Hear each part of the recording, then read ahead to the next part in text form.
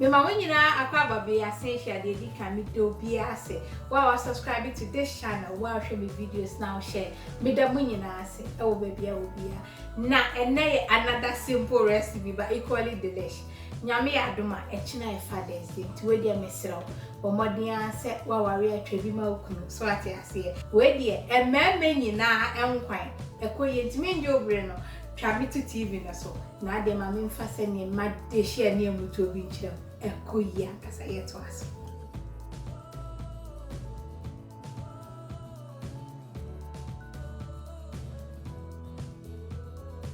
Minti so be so hu sane me ye na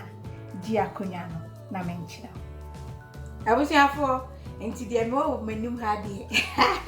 Hu se ekoye so hu. We say aya adwene baako na we say aya me man baako na man emu awo into the enkwan na ede so woni a obetumi afa any fish powder bia wo ebekoyisa na we so and na de dada nkwan ne ye no so ate ase eye Ghana wele emu aye thick na edne ti de man ne say mania ho kakra ama emende eni meat ne hyase a ebe ntimpacho wo wele a edin a ye ne sama so na momeni aye no menhwie nsuo na ngu na menkate a na ewo ho amanyam de dan me de afra ti ye ne sa na we ye me mushroom button mushrooms kakra ka o fridge menu ni na we say eye mackerel a matoto na we eye akakedro no mesiro menkom na nyede bomode a na we eye mekomi no na we say eye tomato paste eye am freeze am ye no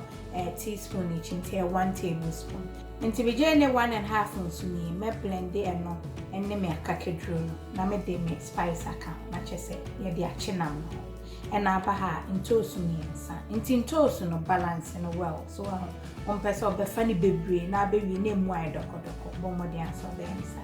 na we say Jennifer makakedro ni enne me meko ba ko we ye de ba be chinkate nti no me link video to send obey homemade peanut base no eno so ho no enti eno so ni mamfa de aka ne nchiro enti e meat kakra nso a ye de ebebo asie ni eya ponche nam so wa enti ya made no pomode ansa obebo no po se be ye de aduane ni ana aduane ne so na ubomu a na osisi mu na ye giro so ho ana menkate enso ni so an we manyam ne dodo a na ebi wo freezer na meyi abenti we no memfa mekoni ade enye no ntina me de jene we ni akakedro ni mekono eba benu se be ya wo ya wonkwan no na we nsumu anu afefefe so nti se me jene no so na me twetwe no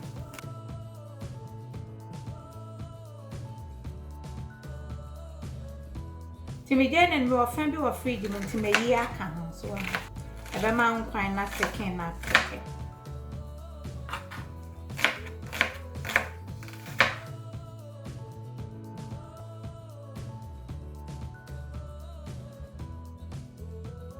tinado tomato paste na de aka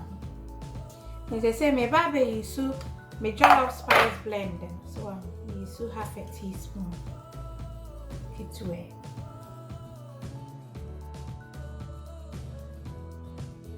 Tinadi nsuo kakra aka no blend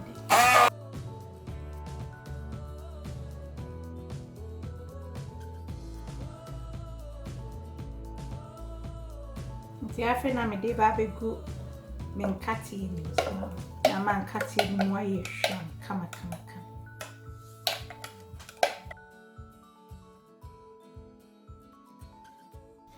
no aka ni nyina ni kama hwede nkati ye nyansha ase na nsese ne me kano no aha ye hwam so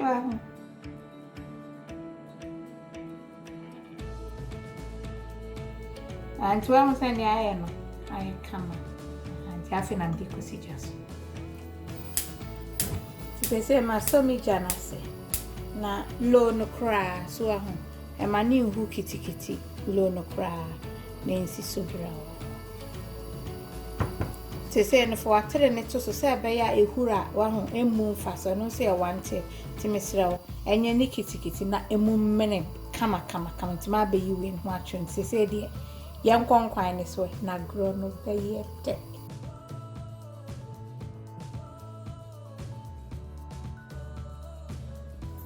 Nse safe na me ba be chi me meat no. Na do ye made ne nso aka ho.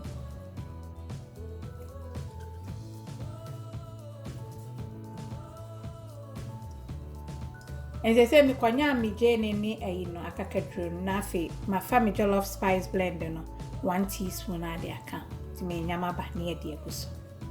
Nse safe na de me salt to taste so ahụ. Ya no ahwe nchen no na chese bibia akohihim kama na enrahye no chine brawo na afi odu je ne akakadro no ene me jollof spice blend no na ade akum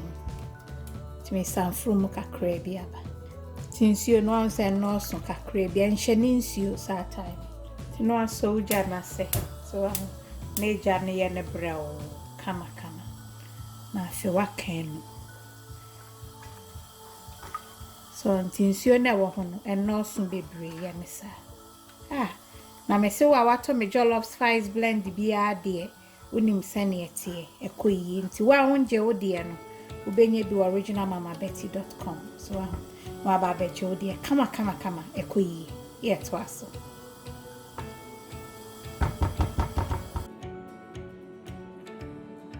tinu wa jesi so amana steam brown ti ye to aso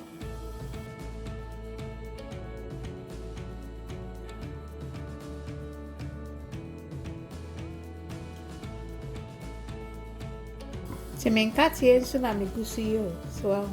eye brown timenye ni kitikiti ma emu enche brown ma kama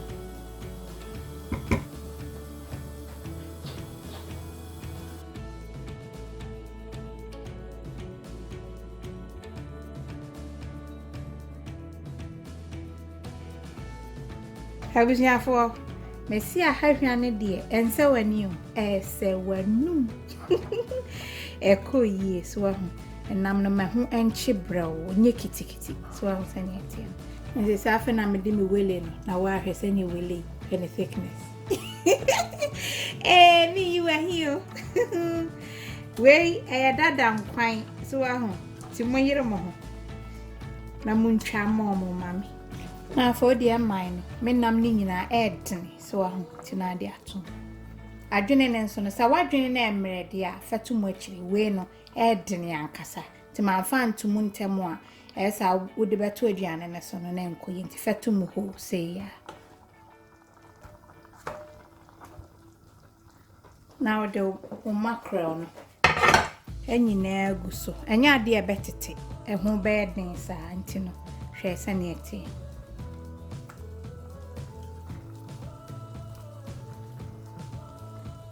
Tiafe na adi nsio ebeka ho se ebeye brewa ma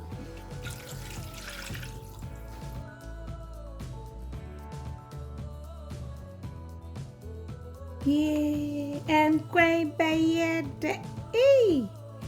Jaya Haina dini mutio bo ebe ko yi na adun tosu no ashishaso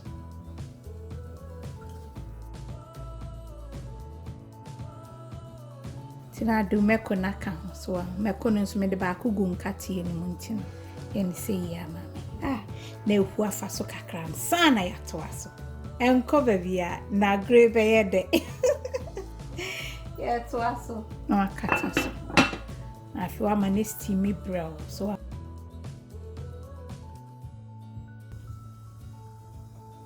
Habusia for nti wa hu sane enkwan no esima brew no sei na wasa wo ye no so enrahye no na bibia nkohyehyem kama ahade ahaye hwam kama so wa tie ni sei ya amame nkate ne so akakakra bi ne yawi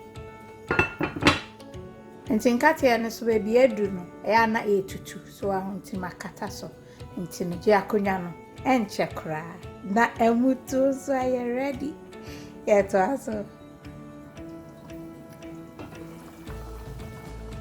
Abusia for nti nkwaya na egusu yo emu anua for be 20-25 minutes ni bibia aye kama enkate ne nsu ni so ahu nti me ba be yiyi ntoso no na ya to aso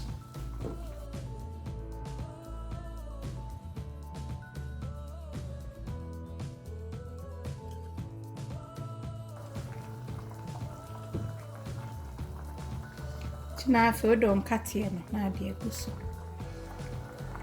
Ti thickness ne de sane opani bia so no ayisa.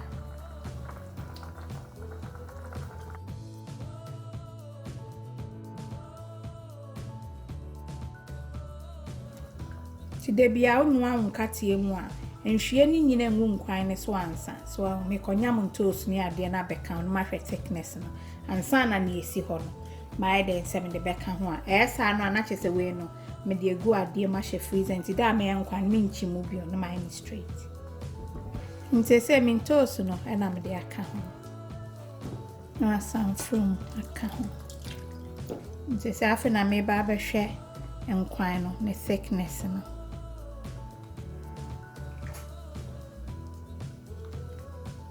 nkate nkwa ma ni pin bebre a afa de esi ho no mo a na ye too thick nto ya na wahwe no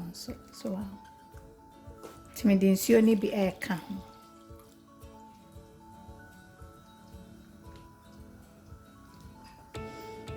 timaka bibia hwe everything is on point so ti afa na nkwan na ebehu ti we ni de nkate na aka dem mi betiti esi ho no tiji akonya no na nkwan ni na me meya ifuru no kira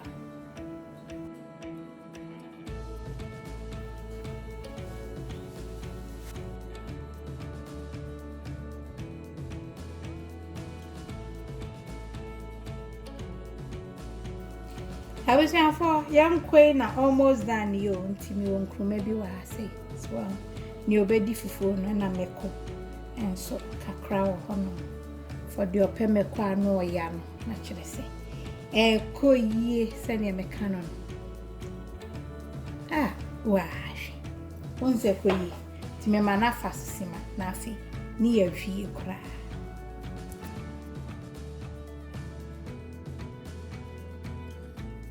I was here for Shadian Queen Yaye. Wa un atose. Hey, amutu obisisi entu edi ye beguso fa umutu obra. So mama obi come. Hey. Ayo. Mrensu nie hwe.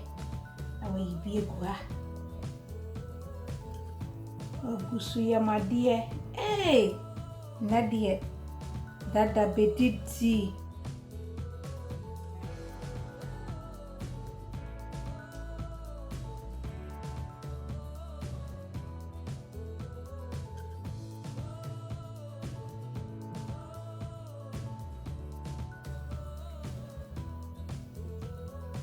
Yeah, Driani. Yayo.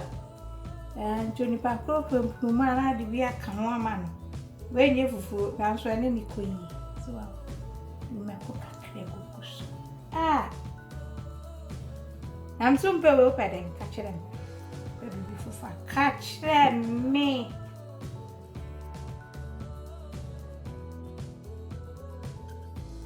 I was here for. Hey! Aduani na hwede kura mi ya no ape obi nsa ya ne akakra be ka na dua na de kakra si aduani ho die try bi mami she na won ko si ya ne na de ba ko awai ho